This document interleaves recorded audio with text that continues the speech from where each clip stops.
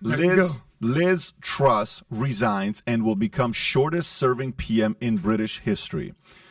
She's resigned prime minister just after 44 days from taking over Boris Johnson. She will be the shortest-serving PM in British history. In the statement outside Downing Street, Truss admitted she could not deliver her mandate. She said, "I came into office at a time of great economic and international instability. Families and businesses were worried about how to pay their bills."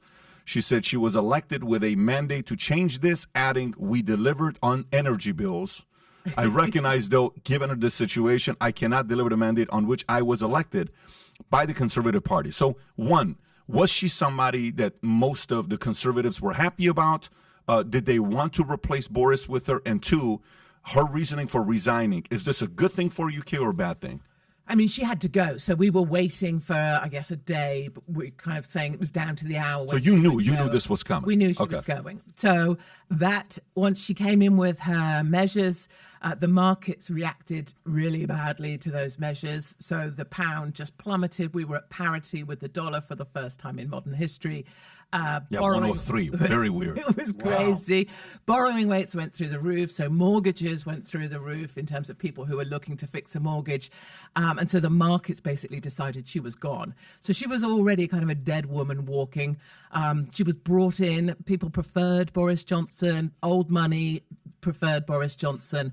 So we always knew she wouldn't be around for long. And it was humiliating. I don't enjoy, iceberg lettuce in blonde wig at last, Liz Truss. I don't know if I really enjoy, I know you boys might enjoy that, but I don't know if I enjoy seeing her. Did you like her? Did you actually like her? No, Okay. She's robotic and weird. I got you. What I really would love is if Britain had democracy that people could believe in.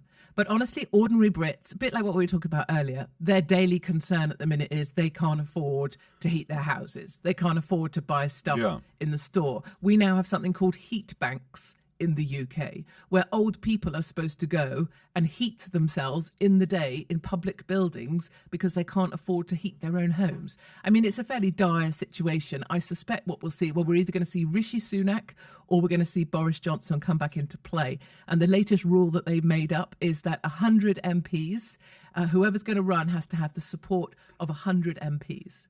So it's going to be a very, very fast competition to see who's going to replace Liz Truss. I mean, this is not normal, though, right? 44 days? 44 days. The longest was what, 142 or 124, some number like that, right? And that was in 1896, so the race, 130 years ago. The race she was in to be Prime Minister was longer than the time she spent as Prime Minister. That's again, so purely the money people didn't support it because the economy was being felt in her policies, and that's like, we got to move on. Oh, she was gone. Okay. She was gone. Got it. So, and how likely is it that a Boris is going to come back? Because people are just kind of saying, let's just get him back in here. He was safe. He was good. Is that kind of what is most likely going to happen? There's a weird play going on. There's a weird dynamic. Rishi Sunak is what I think the party would want. I think it's what the markets would want. I think it's what globalists would want. You know, they love him because he's a Montecito boy over in California with a green card and the richest wife actually in England. You might want to Google that. But I think the people in the UK loved Boris. So if we then went to a general election, who could win still for the Conservative Party? Not Rishi, but Boris could. Did you like him? Did you like Boris? I liked him right up until the point he locked down my country. Yep. Got it. Do we have any examples and by like the way, this? do you remember, like, if I recall, I remember, you can fact check me on this. I don't know why I remember him saying herd immunity is the way to go, the only way to solve this, and that's kind of what he was pitching at. Exactly. He said that, he right? Was perfect. Yeah. Right until the point that whoever got to him, whatever they... Money, somebody, Pfizer, somebody... It's either money or it's either... 100%. I agree 100%. But it's either money or it's either they had something on him. Because I remember everybody you looked at from the past, and you looked at, like, even the interview with Fauci years ago where he says, if somebody has this, should they get a vaccine? He says, no, that's the ultimate, vaccine. That's the best vaccine. Yeah. So real quick, how much of that do you think had to do with Boris getting COVID? Boris got COVID bad. He was hospitalized. I think that had a lot to do with it. Do you think it's that or the fact that they had blackmail on him? He had a bit of a cold for a while, and then he went in and he was allegedly in intensive care, and we were all supposed to be very concerned. He came out of that thing, and he turned on a dime, and all of a sudden, everything he said before herd immunity, masks don't work. Yeah. Why would we? But here I am shaking hands with people still because it's all a load of old crap. That's where he was. Yep. He turned on a dime, whatever they gave him or whatever they had. Or what they have on it's probably an Epstein Island video with like, hey, listen, bro, we got this video of you. But you know what though? That is the ultimate.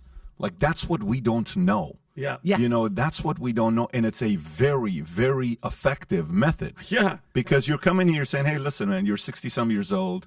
Here's what we found on you. How do you want your legacy to end up? We're going to go public with this next week, unless if you don't do ... Oh, my God. Do you not believe that stuff happens? I believe it does. 100% that happened. And then they have you forever because you have to say the course or else that video or whatever they have on you, that person that's going to come out is always going to be in your shadow. Well, listen, I mean, credit goes to Kim Kardashian. She made it more than Liz did, 72 days. I know Tyler just put this up.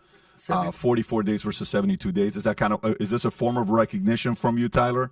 Yeah, Very shout honorable. out to Kim K and Adam's best friend. Adam's good friends with this guy. So okay. He's doing better than Liz Truss. Here's what I would be curious about.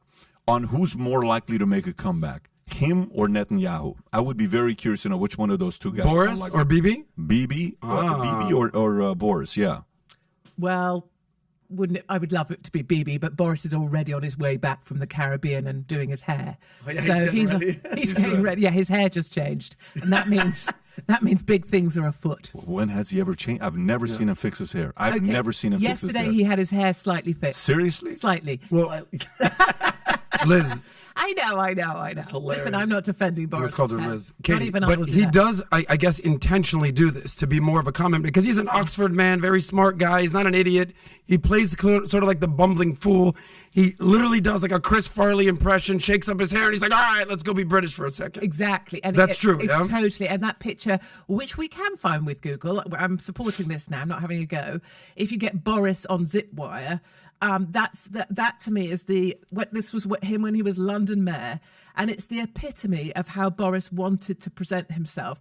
Right, so he's up on the zip wire. Look there. Oh God! And then the zip wire went wrong. Oh no! And this is him stuck. That is hilarious. On the zip wire, but in many ways it was all of our favourite moment because it was London at its best. We were just about to have the Olympic Games, and he's stuck up there on a bloody zip wire. And just really quick, package. I wanted to ask Katie too. So Katie, I mean, there's a lot happening with Netanyahu maybe coming back, Boris coming back. What's her name of resigning? What about the Georgia Maloney? I knew you were going to say. They consider her far. Every article that I've read from BBC to everybody, she's just far right. She's going to start a war. It's all bad. But it's in a couple hours. I guess they're going to it's going to switch today, isn't it? Yes. Or they're going to give her power today. It's the How do you best feel about thing. her? I love her. I love the fact she's Italian. I love the fact she's called Meloni. Which Hey, is like, Meloni. yeah, like pizza's coming out of the oven. Come on. Over here. I love the fact that if you're an asshole and you believe in Google, then you believe she's far right. Whereas actually she's so perfectly excellent in all her ways. And she's also backed up because of the way the Italian voting system works.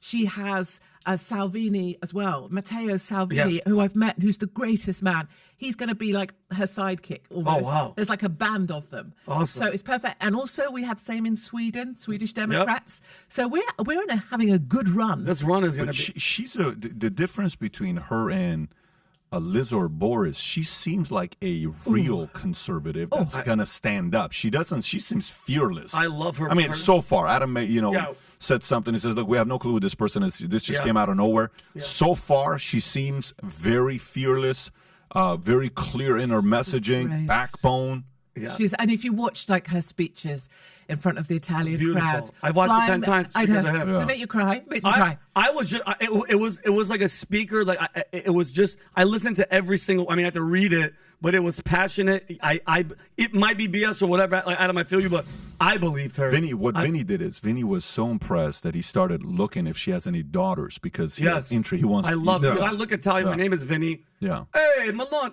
Good work. I'm in love. The word on the street is you've actually been hanging out with more Italian people around town here. 100%. 100%. Bertolucci, a lot of these restaurants. Because nobody believes when I say I'm Middle Eastern. They're like, yeah, all right. Witness protection. So if you like this clip and you want to watch another one, click right here. And if you want to watch the entire podcast, click right here.